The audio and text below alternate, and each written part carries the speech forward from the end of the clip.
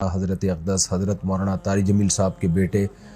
عاصم جمیل کی ڈیتھ ہوئی اور ایک بڑی سب کو فکر لاحق ہو گئی کہ یہ کیسے ہو گیا، کیا ہو گیا۔ جو حضرت کا جو بیٹا ہے یہ بچپن سے ہی کسی دماغی بیماری میں مبتلا تھا اور علاج بھی ہو رہا تھا۔ حضرت جو ذمہ داریاں ایک باپ کی ہوتی ہیں وہ اولاد کے لیے وہ ذمہ داریاں پوری کرنے میں لگے ہوئے تھے، لیکن ظاہر ہے کچھ چیزیں اللہ کی طرف سے ہوتی ہیں، انسان اس میں بے بس ہوتا ہے۔ سب سے پہلے تو ہم دعا کرتے ہیں اللہ تعالیٰ اس کی مغفرت فرمائے اور حضرت اقدس حضرت مولانا طارق جمیل صاحب اور ان کے تمام لواحقین، بیٹے کی والدہ جو تھی ان کو بھی اور بھائیوں کو اللہ صبر جمیل کی توفیق عطا فرمائے۔ یہاں بہت سے لوگ یہ سوال اٹھا رہے ہیں کہ اتنا دیندار گھرانہ اور بیٹے نے خودکشی کر لی۔ ہر خودکشی ڈپریشن میں ہی ہوتی ہے، ٹینشن میں ہی ہوتی ہے، خوشی میں تو کوئی بھی خودکشی نہیں کرتا۔ یعقوب علیہ السلام کو ہم دیکھ لیں نا کہ ساری زندگی بیٹے کے غم میں روتے رہے مگر خودکشی کی طرف نہیں گئے۔ عمل کو خودکشی قرار دینا یہ کسی بھی طرح سے یہ بات درست نہیں ہے اور یہ ایک الزام ہے، اور اس الزام کا جواب آپ کو قیامت کے دن دینا پڑے گا۔ انسان پر کچھ کیفیات ایسی آ جاتی ہیں کہ جس میں وہ اپنے قول و عمل کا ذمہ دار نہیں ہوتا، اور اس کے قول و عمل پہ اس کو نہ گناہ ملتا ہے، نہ اس کو دنیا میں سزا ملے گی، نہ آخرت میں سزا ملے گی۔ یہ وہ جب ہے جب انسان کی دماغی صلاحیت کام کرنا چھوڑ دے۔ طلاق آپ کو معلوم ہے کتنا حساس معاملہ ہے، شدید غصہ میں بھی اگر انسان ہو تو طلاق واقع ہو جاتی ہے۔ ثلاث جدہن جد وہزلہن جد، اس حدیث کی روشنی میں۔ مفتی طارق مسعود کے بیانات کے لیے مفتی صاحب کے آفیشیل چینل مفتی طارق مسعود سپیچز کو سبسکرائب کریں۔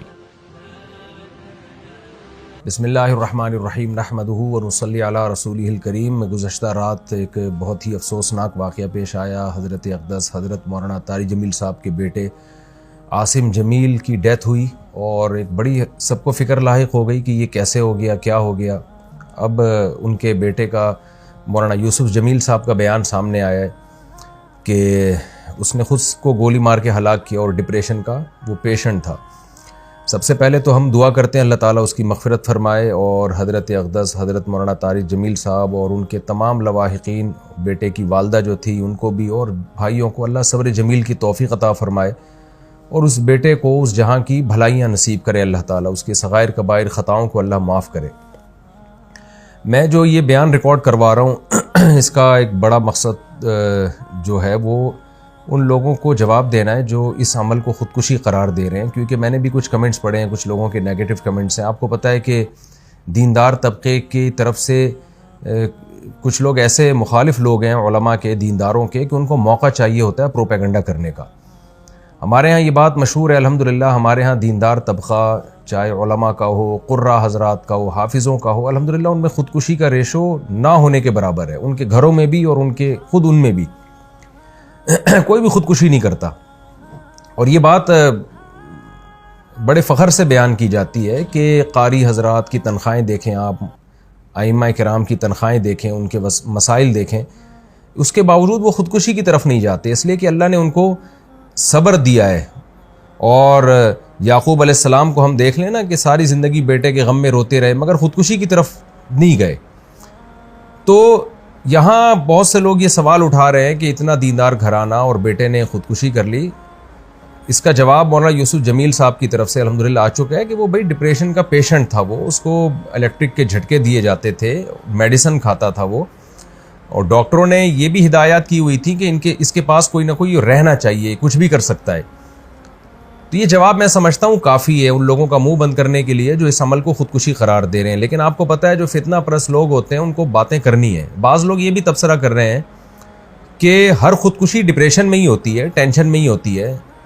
خوشی میں تو کوئی بھی خودکشی نہیں کرتا۔ تو دیکھیں یہ ٹاپک ڈاکٹروں کا ہے، ڈاکٹر بتاتے ہیں، اور ہم نے مشاہدہ بھی کیا ہے کہ ڈپریشن دو طرح کی ہوتی ہے۔ ایک ڈپریشن تو عام لوگ جو دنیا کی محبت میں ڈپریشن میں گئے ہوئے ہیں، ایک ڈپریشن وہ ہوتی ہے جو کسی دماغی بیماری کی وجہ سے ہوتی ہے، اس میں دیندار لوگ بھی مبتلا ہو سکتے ہیں، اور اس کا کوئی علاج، اس کا علاج یہ نہیں ہے کہ اس کو صبر کی تلقین کی جائے، اس کا علاج میڈیسن ہوتی ہیں، دماغ میں کچھ کیمیکل آگے پیچھے ہو جاتے ہیں۔ ایسے بہت سارے پیشنٹ ہم نے اپنی زندگی میں دیکھے ہیں، بہت اچھے لوگوں کو جنہوں نے بڑی بڑی ٹینشنیں جھیلی ہیں، برداشت کی ہیں، لیکن وہ بیٹھے بیٹھے ڈپریشن میں چلے جاتے ہیں، میڈیسن لیتے ہیں تو سیٹ ہو جاتے ہیں، وہ دماغ کے کچھ کیمیکل ہیں جو آگے پیچھے ہو جاتے ہیں۔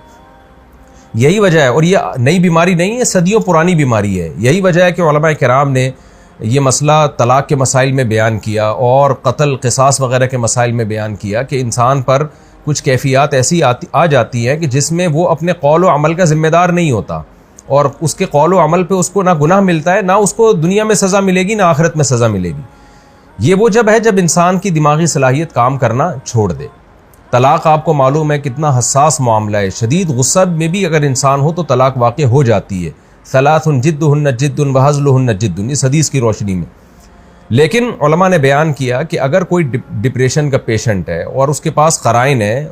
اور وہ اس کا دماغ صحیح کام نہیں کر رہا، ایسی صورت میں وہ بیوی کو 100 طلاقیں بھی دے دے گا تو نہیں ہوں گی، اس لیے کہ اس کا دماغ ہی کام نہیں کر رہا ہے ایسے موقع پہ۔ تو جب طلاق جیسے مسئلے میں ہم علماء کرام آج سے صدیوں پہلے ایک اسٹریس اور ڈپریشن کا مریض جس کا دماغ کام کرنا چھوڑ دے، اس کے اس عمل کو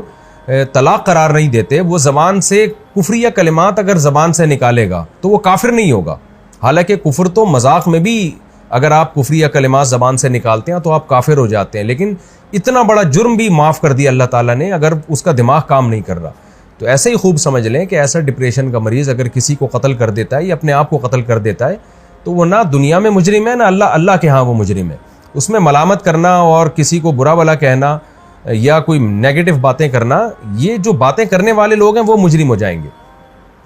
تو ایک ڈپریشن وہ ہوتی ہے جو دنیا سے دنیا کی محبت کی وجہ سے دنیا کی چھوٹی چھوٹی باتوں کو آپ بہت زیادہ بڑھا لیتے ہیں، یہ کس کی وجہ سے ہوتی ہے؟ یہ ناپسندیدہ ہے، کیونکہ نیک لوگ ہمیشہ صبر کرتے ہیں۔ لیکن ایک ڈپریشن وہ ہے جو آپ کو کسی دماغی بیماری کی وجہ سے، تو یہ بچپن سے اس کی جو ہمیں تحقیقات سے معلوم ہوا ہے کہ یہ جو حضرت کا جو بیٹا ہے یہ بچپن سے ہی کسی دماغی بیماری میں مبتلا تھا اور علاج بھی ہو رہا تھا۔ حضرت جو ذمہ داریاں ایک باپ کی ہوتی ہیں وہ اولاد کے لیے وہ ذمہ داریاں پوری کرنے میں لگے ہوئے تھے، لیکن ظاہر ہے کچھ چیزیں اللہ کی طرف سے ہوتی ہیں، انسان اس میں بے بس ہوتا ہے۔ تو ہم سب اس غم میں حضرت کے ساتھ برابر کے شریک ہیں، اور ہم سب دل سے دعا کرتے ہیں اللہ تعالیٰ حضرت کے اس بیٹے کو اس جہاں کی بھلائیاں نصیب کرے اور اس جہاں کی خوشیاں نصیب کرے، اور جو بھی ان کے رشتہ دار اور لواحقین ہیں اللہ تعالیٰ ان سب کو صبر جمیل کی توفیق عطا فرمائے، اور جو منفی کمنٹس کرنے والے لوگ ہیں اللہ تعالیٰ ان کو ہدایت دے۔ اور میں پھر دوبارہ اپنی بات کو ریپیٹ کرتا ہوں کہ اس عمل کو خودکشی قرار دینا یہ کسی بھی طرح سے یہ بات درست نہیں ہے، اور یہ ایک الزام ہے، اور اس الزام کا جواب آپ کو قیامت کے دن دینا پڑے گا۔ اللہ تعالیٰ مرحوم کی مغفرت فرمائے اور لواحقین کو اللہ صبر جمیل کی توفیق عطا فرمائے، اور مرحوم کو جنت میں اللہ تعالیٰ اعلیٰ درجات عطا فرمائے۔ وما علینا الا البلاغ۔